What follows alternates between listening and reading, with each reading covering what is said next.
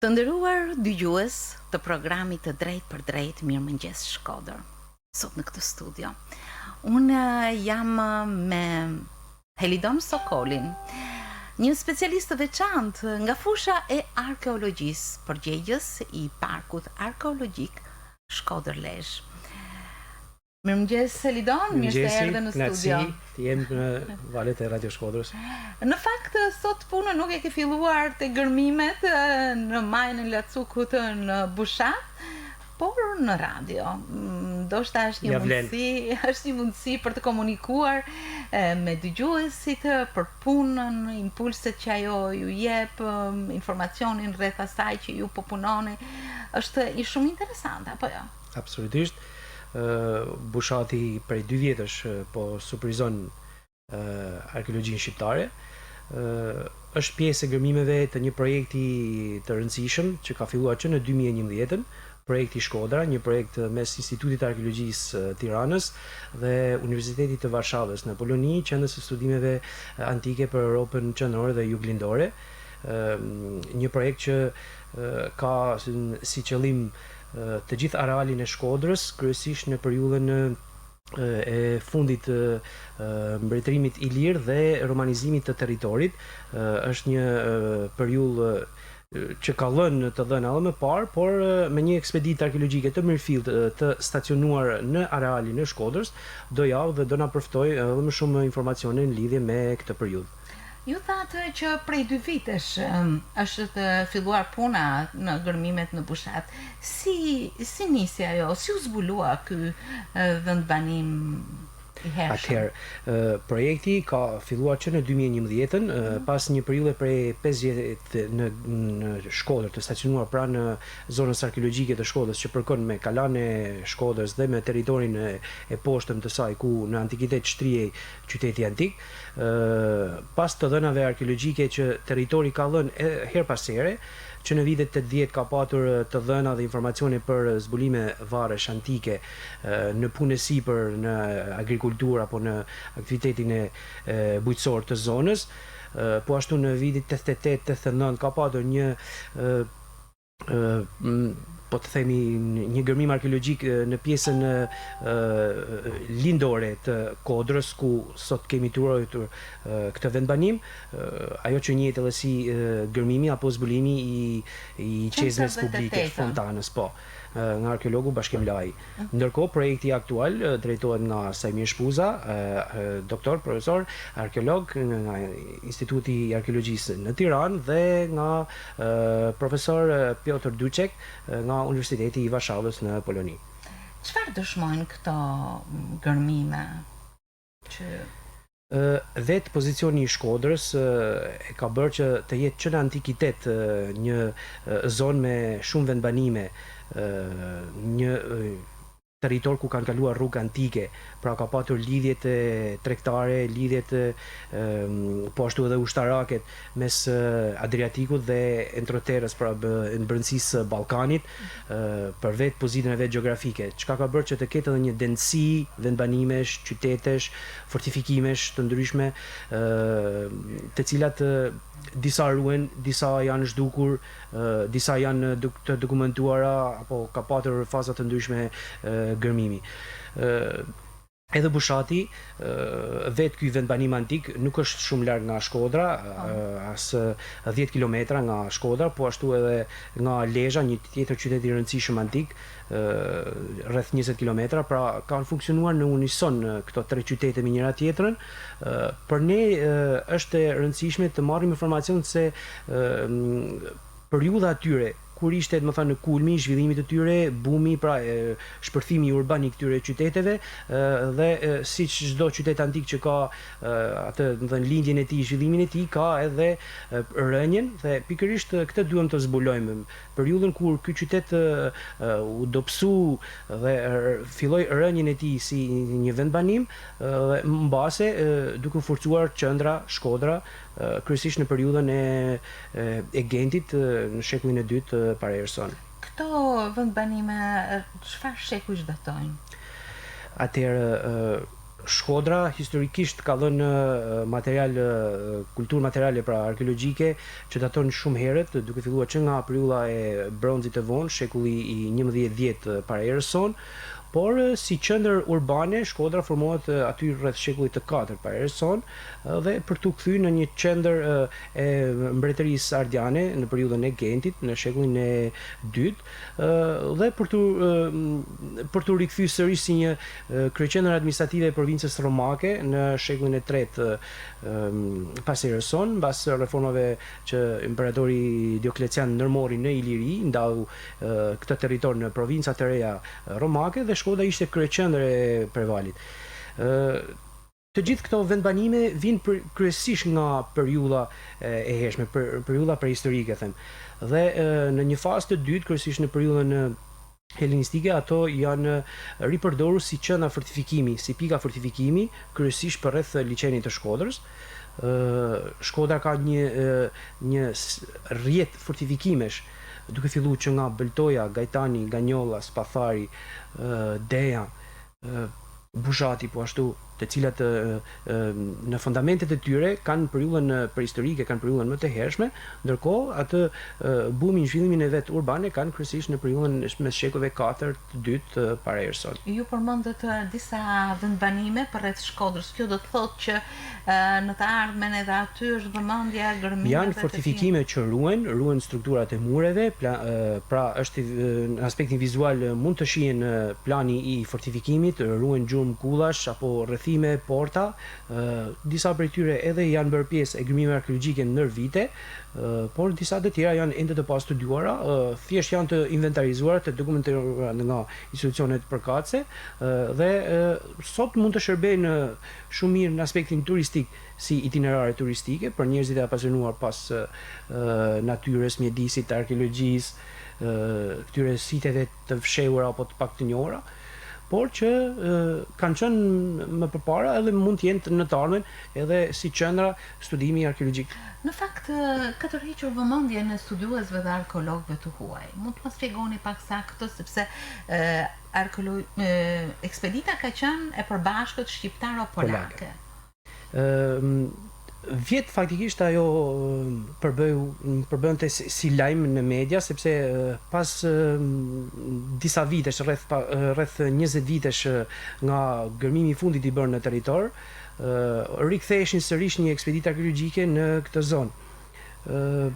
Njerëzit janë kurioz për të ditë, për të njohur me çfarë qyteti u zbulu, emri i tij, por arkeologjia është shkencë kërkimore, do të dhëna të sakta, do të dhëna epigrafike, numizmate, të dhëna të sakta arkivore për të dhënë dhe për të definuar saktësisht se për cilë qytet bëhet fjalë.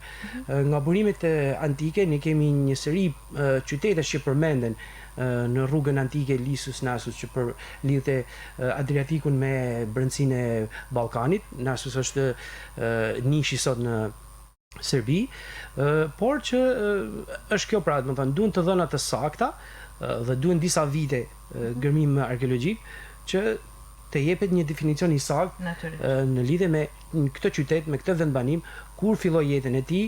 Ne pak a shumë kemi të dhënën se kur ky qytet fillon atë krijimin e tij si një qendër urbane, por duhem të shohim edhe jetë shtrirjen e tij, pra derisa zgjat si vendbanim në kohë. Deri tani na ka dhënë material deri në antikitetin e vonë, pra të shekullit 5-6. Të shohim, ekspedita është në vitin e 2, do ketë edhe disa vjet të tjera në vazhdimsi dhe urojmë që të jap një pasqyrë, një panoramë sa më. Si tërhoqi vëmendjen të huajve, polakëve konkretisht? Pra, që në fillim e Ceka që është një projekt që ka mbi bazë arealin e Shkodrës. Dhe përveç Shkodrës, i cili është një territor që është gërmuar her pas here, kanë filluar gërmimet arkeologjike shumë herët, madje një ekspeditë polake ka bërë sondazhe arkeologjike në këmbët e Kalas në vitin 1954. më pas në vitin 78-79 buz Drinit, shumë qytetarë të Shkodrës, të ri të asaj kohe e mbajnë mend sepse në atë periudhë ajo pjesë frekuentoi për plazhistët dhe në të njëjtën kohë njerëzit e mbajnë mend që aty u zhvillua edhe një fushatë arkeologjike drejtuar nga arkeologu i njohur shkodran Skënderja Namali dhe Anas Pahiu për 2 vjet dhe aty domethënë zbuluan rënoat të lagjeve urbane të qytetit. Pra bëhet fjalë poshtë Kodrës së Kalas. Poshtë Kalas, pra po në bregun e djathtë të Drinit, ku u zbuluan domethënë lagje të tëra të periudhës romake të qytetit. Po ashtu edhe në pjesën e Bushatit, gjatë viteve 80, sa herë që kishte domethënë punë në agrikulturë, në hapjen e tokave, parcelave të reja, kishte gjetje rastësore, varre, struktura varresh, pra, të cilat u gërmuan nga arkeologu Bep Jubani, dhe më pas një gërmim prej 2 vjetësh të bërë nga Bashkimi Alaj, pra në pjesën ku ne njohim si Fontana apo çezme publike, pra kishte të dhëna si territor. Pas një fushate survey arkeologjik, pra vëzhgimi arkeologjik që bëm në të gjithë territorin për rreth Kodrës, në vendin që quhet si Krye Bushat, u pa që aty ruhen, kapin linjat edhe me sy të lirë gjurmët e linjave të mureve rrëthuese të qytetit. Bëhet fjalë për një territor shumë të gjerë, një territor që ka rreth 17 hektar. Dhe ekspedita, 2 bashkëdrejtuesit e projektit, arkeologu Sajmir Shpuza dhe Piotr Dyçek, vendosën që të bëjnë një instalim tashmë në këtë vendbanim arkeologjik, i cili qelloi që ishte zgjedhja e dur, sepse tashmë po dalin vit pas viti struktura të reja, mure, pra një siti arkeologjik po zgjerohet gjithnjë më tepër dhe po merr formën e vet të një qyteti antik. Dhe të jepet përshtypja se në punën tuaj si arkeolog ke të bësh me nën tokën, vetveten dhe mbi tokën. Ajo që është dëshmi, jo mure të larta, kalash, etj, por që janë dëshmi të jetesës diku e fundosur, diku e lartuar. Si bashkëveprojnë dhe si bashkëjetojnë, çfarë lidhje ka kjo zonë arkeologjike mes asaj që është gjetur, asaj që mendohet të jetë akoma e pa zbuluar dhe lartësive, sepse ka shumë objekte. Atëherë, arkeologjia është një shkencë, e thashë pak më parë, një shkencë që bën kërkime arkeologjike, jo vetëm në tokë, por merret edhe me objekte që kanë dalë në sipërfaqe, në gjetje rastësore, apo qoftë edhe në bazë edhe të punimeve publike apo investimeve të ndryshme në territor dhe dalin në gjurmë arkeologjike të rastësishme. Po ashtu, arkeologjia me përbazë edhe fondet arkivore, është një burim i rëndësishëm informacioni, fondet arkivore që janë çfarë është shkruar në të shkuarën, fondet antike, mishkrimet antike, të gjitha këto ndihmojnë për të krijuar një panoramë në lidhje me çdo sit, se si funksionon dhe si zhvillohet me territorin. Jo rastësisht një qytet lind në një territor të caktuar. Jo rastësisht Shkodra ishte kryeqendër e Labeatis, pra e një territori ku popullohej nga Fise Ilire përreth liçenit të Shkodrës, sepse kishte kushte klimatike të nevojshme dhe të domosdoshme për të krijuar dhe për të ndërtuar një jetë urbane të fuqishme. Pozicioni gjeografik, nyje kalimi mes brendësisë së territorit, të gjitha këto i bëjnë këto qytete, këto site arkeologjike të studiojnë jo vetëm siti arkeologjik, por edhe territori përreth. Ne me misionin arkeologjik shqiptaro-polak gjatë mbasdikteve, përtej gërmimit arkeologjik gjatë mbasdikteve bëjmë edhe një survey të territorit. Vëzhgojmë, vizitojmë të gjithë sitet arkeologjike që ka rreth e rrotull territori, ku ne na bën përshtypje se të gjitha sitet kontrollojnë njëri tjetrin, pra kanë në aspektin vizual të gjitha shohin njëra tjetrën, për të mos thënë që formojnë edhe një linjë përforcuese, fortifikimi, si duket Shkodrës, kryeqendrës Ilire dhe më pas edhe kryeqendër administrative në periudhën romake. Interesante, shumë interesante, sepse udhton në shekuj, jo në vite. Absolutisht bëhet fjalë në të shkuarën e largët dhe hedh drejtë mbi një lashësi dhe identitet. Absolutisht, arkeologjia është shkencë që studion pra të shkuarën tonë, aktivitetin e njeriut shekuj më parë. Nuk është një profesion i lehtë, bëhet fjalë për të punuar në kushte atmosferike të vështira. Kryesisht arkeologjia është e përqendruar në pjesën e thatë të vitit, kryesisht në fundi i pranverës, fundi i verës. Për shkak se edhe vetë puna kërkon një periudhë të thatë, jo me rreshje. Më pas ka veçori të ndryshme. Shkodra ka një veçori në krahasim me qytetet e tjera për vetë njën hidrike të saj, e rrethuar nga 3 lumej, çka në shekuj ka sjellë një shtresë të madhe aluvionale në territor. Sa ne detyrohemi të hapim sondazhe dhe sektor gërmimi në thellësi deri në 2,5 metër apo 3 metër thellësi për të kapur strukturat antike ose në vende të caktuara është e pamundur pasi sondazhet mbushen me ujin e shtratit të lumeve. Këto janë vështirësi. Janë vështirësi që arkeologjia i ka. Si mbrohen këto site arkeologjike, këto gërmime, këto vendbanime, këto objekte, si mbrohen? Atëherë, trashëgimia kulturore ka një strukturë shtetërore që fillon që nga Ministria e Kulturës, po ashtu është inkuaduar edhe Ministria e Arsimit, sepse Instituti i Arkeologjisë është një institut kërkimor shkencor dhe është varësi e Ministrisë së Arsimit, por ka një bashkërendim me Ministrinë e Kulturës, pasi çdo projekt kalon në Këshillin Kombëtar të Arkeologjisë në Ministrinë e Kulturës. Ka një institut të monumentet të kulturës në Tiranë, si dhe drejtoritë rajonale në rajonet kryesore të vendit, dhe i gjithë ky sistem bën të mundur që këto site arkeologjike pasi gërmohen, kanë edhe një proces konservimi të këtyre mureve, sepse është e rëndësishme jo vetëm thjesht nxjerrja e këtyre strukturave, rënojave, varreve, rënojave të kishave, vilave urbane të qyteteve antike, por edhe konservimi i tyre, ruajtja e tyre mos nga dëmtimi apo nga individ pa përgjegjshëm. Këtu në Shkodër është Drejtoria Rajonale e Kulturës Kombëtare, Shkodër, që mbulon gjithë veriun. Mbulon gjithë veriun dhe madje po ta marrim është pothuajse 1/3 e territorit të mbar Shqipërisë. Është detyruar me territorin më të madh në Majlinda Laçe, po. Dhe gjithsesi duhet të ketë një këndvështrim dhe një punë të jashtëzakonshme.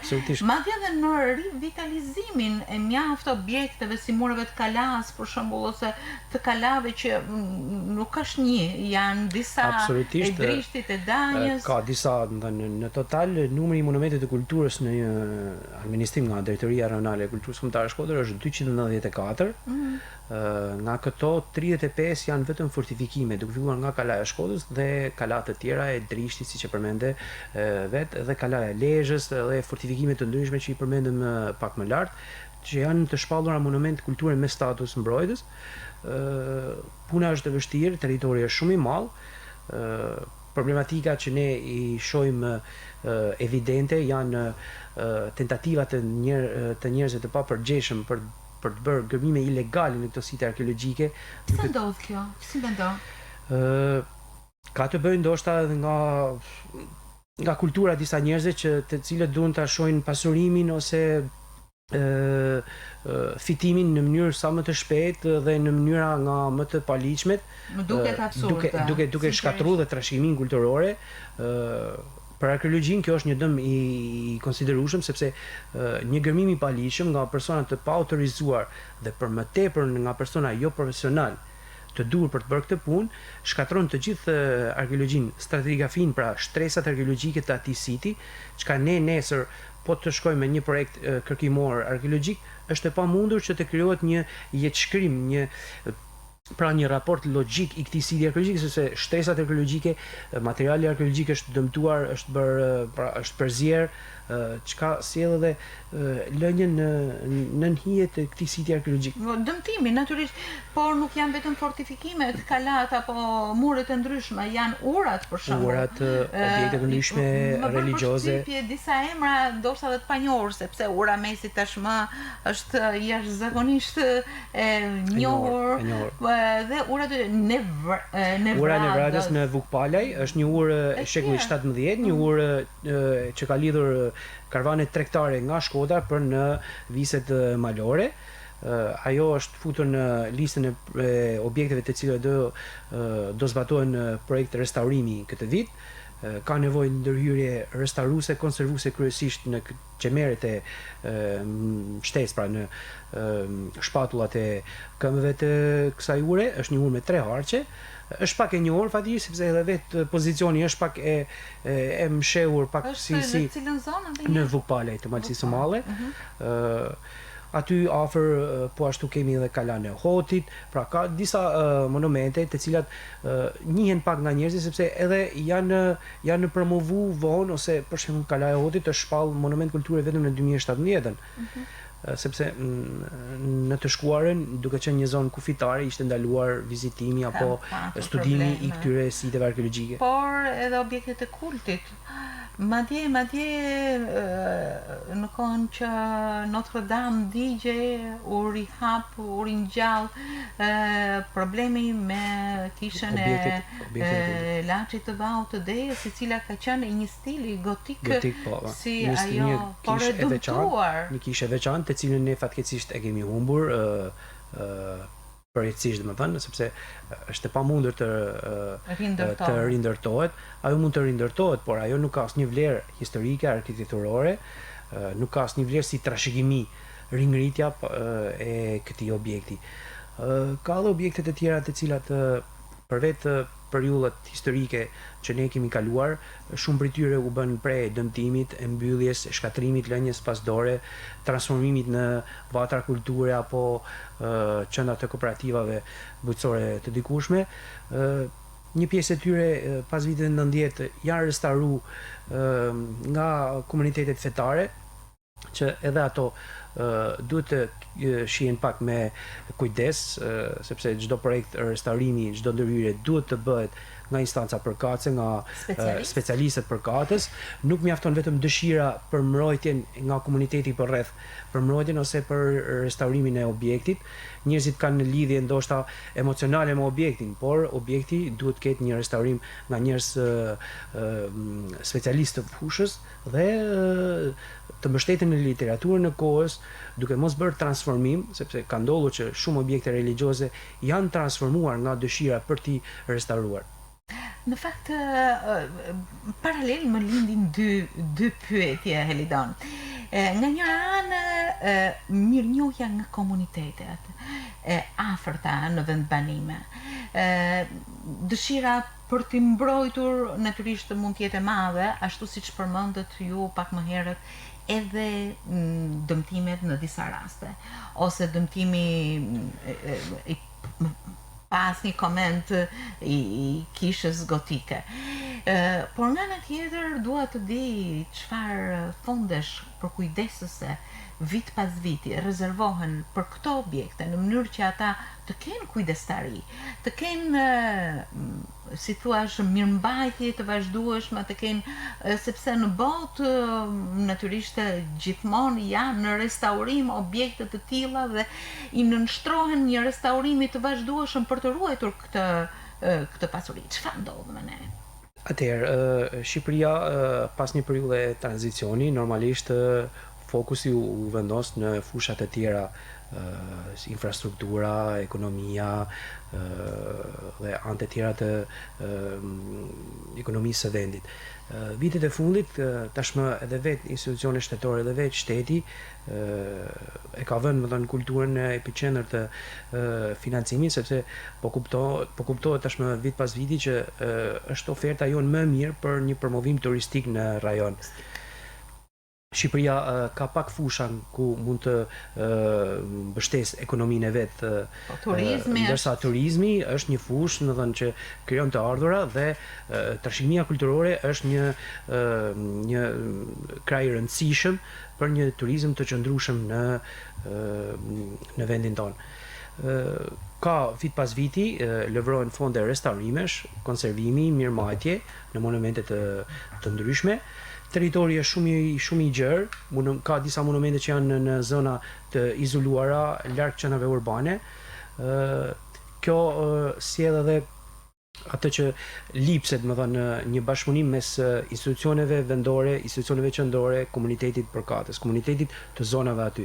Është komuniteti vet që duhet të jetë i pari që duhet ta mbrojë, të sinjalizojë çdo dëmtim që vere, ose njerëz të paligjshëm që shohin duke u afruar monumentit, njerëz banor që nuk janë të zonës. Në fakt bëhet një lloj propagandimi, promovimi i vazhdueshëm qoftë edhe tek banorët e zonave në mënyrë që të ndërgjegjësohen rreth. Ne kemi përparësi këtë gjë që sa herë që bëjmë inspektime në këto site arkeologjike apo monumente, ne takojmë komunitetin e zonës, banorët e zonës, i takojmë, japim ato këshillat tona që kontaktet tona, numrat e telefonit që për çdo gjë të telefonojnë, të kontaktojnë, lipset një bashkërendim pra i shumë forcave dhe jo të lihet fakti thjesht e ka për detyrë shteti. Trashëgimia kulturore, një objekt religjioz që është në fshatin tënd ose në pranë qytetit ose vendbanimit ku je, është pjesë edhe e jotja, është pasuria e jotja, sepse ajo është një objekt që është ndërtuar nga të parët tu. Pikërisht vetë njerëzit duhet të jenë solidar me këtë gjë. Apo mosdëmtimi ose mbajtja e pastër e tyre. Lidon, më lind një pyetje tek ju ndjek gjatë bisedës, por që ma përforcon edhe një ndjekësi jo në këto momente, po na ndjekin në faqen tonë në Facebook Live Radio Shkodra. Vili Haxhia më porosit t'ju përshëndes dhe me shumë respekt për punën së bashku me ekspeditën që ju jeni duke realizuar gërmimet.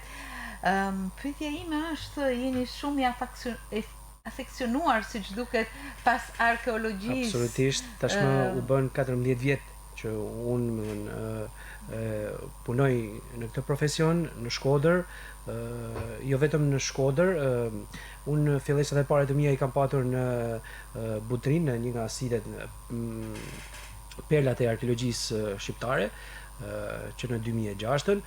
Më pas për disa vite me radhë me misionin shqiptar francez në Lezhë, në nekropolin e Lezhës dhe brenda në Kështjellën Mesjetare, mision që drejtohet nga arkeologja e njohur Etleva në Albani, dhe prej rreth 10 vitesh, jo vetëm në Shkodër, por edhe në një projekt tjetër që për mua është shumë i rëndësishëm dhe pothuajse më ka lidhur edhe në aspektin emocional, ndoshta nga vetë natyra ku ky vendbanim shtrihet me Komanin. Do të flasim dhe për Komanin, po qëndrojmë te Helidoni sepse ky takim me arkeologjinë siç duket ju jep një adrenalinë të veçantë gjatë gërmimeve. Çfarë është kur një arkeolog, jeni arkeologu i vetëm në Shkodër? Aktualisht në këto momente po. Pra, si u i pak... Kolegë të tjerë janë larguar ose... Respekt për ata që kanë punuar. Absolutisht kanë bërë një punë të madhe, kryesisht në gjatë viteve 70-80, ku në Shkodër ekzistonte bërthama arkeologjike, një seri arkeologësh, njerëz të nderuar, të cilët kanë dhënë kontribut konsiderueshëm dhe sot punën e tyre ne e shohim edhe në institucionet muzeore. Muzeu Arkeologjik i Shkodrës, pra pavioni arkeologjik në Muzeun Historik të qytetit është i pasur me objekte të dala kryesisht nga gërmimet arkeologjike që arkeologët shkodran kanë bërë gjatë viteve 70-80. Përmendim Bashkim Lai, Zamir Tafilica, Gzim Hoxha, Skënderja Namali, i nderuari profesor. Tani është Helidoni. Mirë Helidoni, sa të interesuar janë studentët akademikët, ne kemi Universitetin e Shkodrës, kemi studentë të historisë, nuk e di se si është ky lloj specializimi për arkeologjinë. Vinë ju vizitojnë, kanë interes? Në fakt, interesi nga institucionet arsimore nuk është në lartësinë e duhur, duhet ta themi këtë. Gjatë gërmimeve arkeologjike që misioni shqiptaro-polak kryente në Kalanën e Shkodrës, ne ishim pothuajse çdo ditë të vizituar nga nxënës të shkollave të kategorive të ndryshme, të cilët vizitonin Kalanën e Shkodrës dhe rastësisht qellonin që po shihnin edhe gërmime arkeologjike. Atje ndërhyrja ka qenë në rivitalizimin e mureve me sa diun? Jo, gërmimet arkeologjike në pjesën e sipërme të qytetit antik, pra në pjesën e Kalas, u zhvilluan për të parë se si ishte zhvilluar Shkodra në periudhën e fundit të Ilire, periudhën e romanizimit të qytetit, dhe se si funksiononte, si bëj lidhja mes qytetit të poshtëm që shtrihet në fush, në territorin mes lagjeve Alibegaj, Ajasën, Tabake dhe pjesës së sipërme të tij në brendësi të kështjellës Shkodrës. Dhe nxënësit vizitonin, duke vizituar Kalan, rastësisht qellonin që të ishin edhe prezent në gërmime arkeologjike, por të themi që ishin vizita të organizuara pikërisht për të parë gërmimet arkeologjike, nuk mund të themi këtë.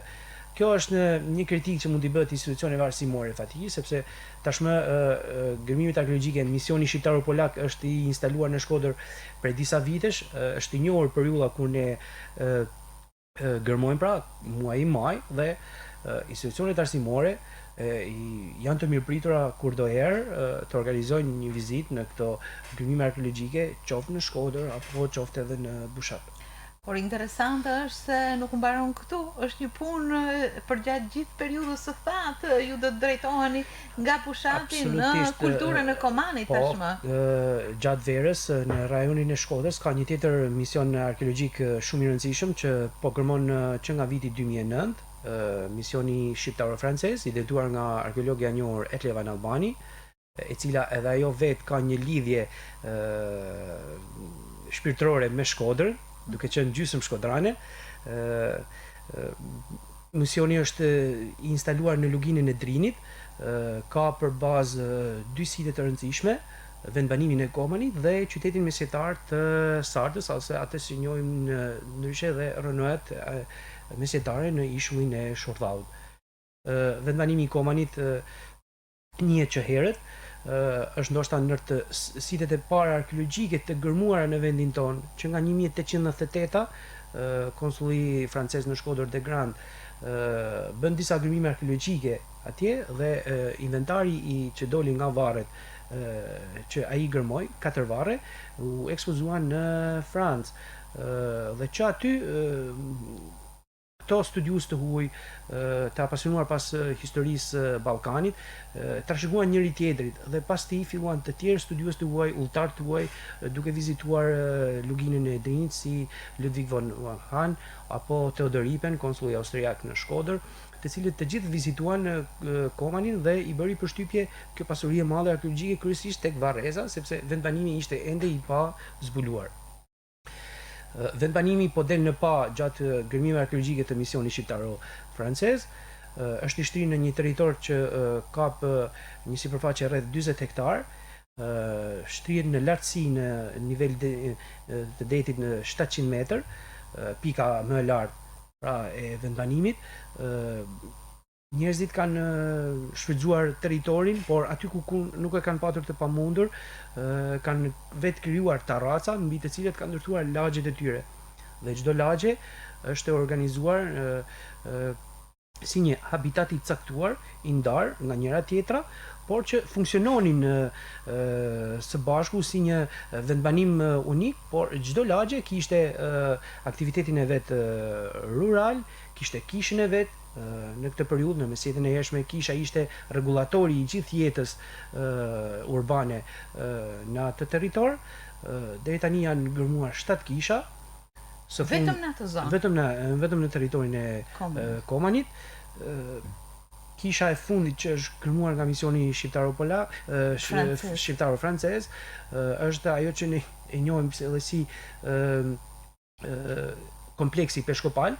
Për vetë dimensionet e saj, është një kishë me dimensione shumë të mëdha, një kishë e dekoruar me elemente dekori, afreske, mbishkrime dhe materiale shtufi, që tregon që është treguar kujdes pra për arredimin dhe për dekorimin e kësaj kishe, që ne mendojmë që këtë qenë kisha kryesore e qytetit, pra e vendbanimit, kisha e Peshkopit, Selia ose vendi ku Peshkopi bënte shërbesat e tij. Çfarë shikues datojnë këto? Atëherë Komani ka një shtirje shumë të gjatë, rreth 1000 vjet. Pra, ai më thënë kulturën materiale më të hershme e jep aty rreth fundit të shekullit të 6, fillimi i shekullit të 7, në antikitetin vonë, pra meset e hershme, dhe e mbyll atë ciklin e vet si një vendbanim aty rreth shekullit të 13, fillim shekullit të 14. Jashtëzakonisht interesant. Si vjetë ku do të gërmoni në vazhdimsi? Sërish projekti do përqendrohet në Koman, në këtë vendbanim, pra një pjesë e grupit të punës do përqendrohet tek zona e habitatit që njohim ne, pranë kishës peshkopale, dhe një pjesë do përqendrohet tek nekropoli, pra tek varreza e hershme e Komanit. Një grup nga një bashkëpunim fal misionit shqiptaro-francez, qendrës CNRS në Paris dhe Universitetit të Gjenevës në Zvicër.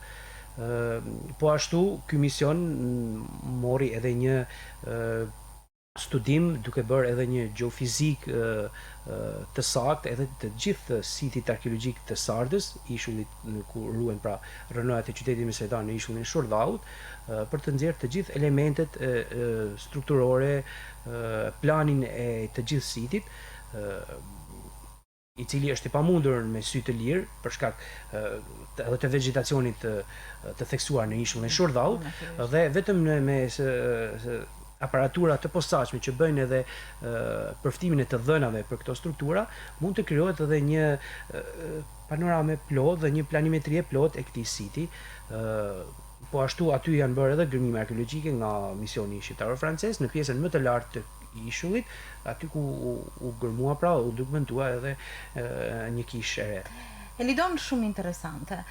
Nuk e di sa bëjnë pjesë këto site arkeologjike në hartën e turizmit të Shkodrës, sa të vizitueshme janë, qoftë nga vizitorët vendas apo të huaj, është një asekt i jashtëzakonshëm që i shtohet natyrës, pozicionit, çdo gjë që kjo zonë përmban. Lidhur nga eksperjenca ime prej 14 vjetësh në institucionet e trashëgimisë kulturore, tashmë kemi edhe ato informacionet se nga vjen fluksi turistik në Shkodër. Shkodra ka fatin të jetë një nyje lidhëse e Shqipërisë me vijën bregdetare të Dalmacisë, dhe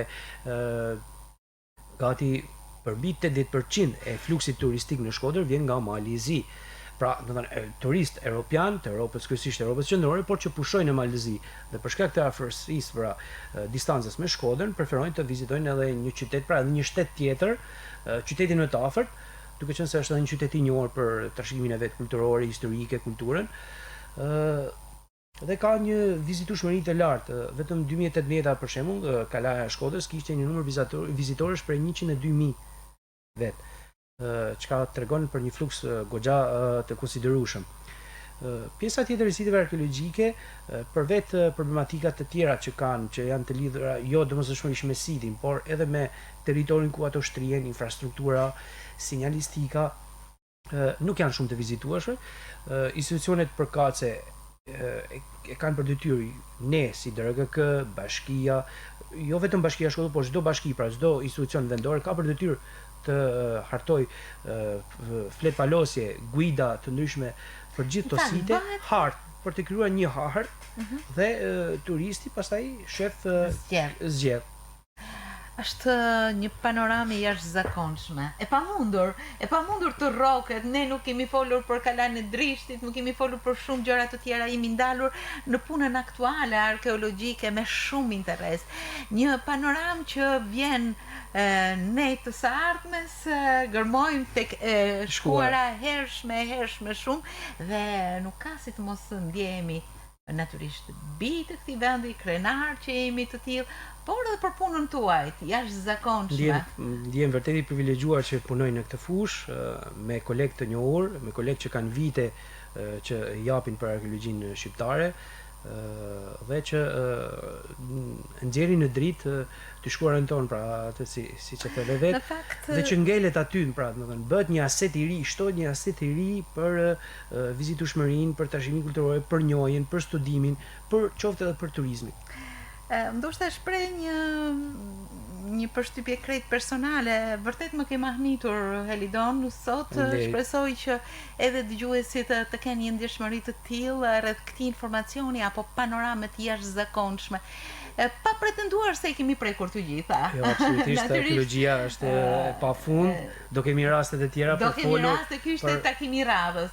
Unë të falenderoj shumë. Të falenderoj për gjithë këto çfarë na the, por edhe për pasionin shumë të madh në të cilin je përfshirë në këtë punë të jashtëzakonshme dhe shumë të bukur. Faleminderit dhe suksese gjithmonë Helidon. Faleminderit. Ishte kënaqësi. Edhe për mua.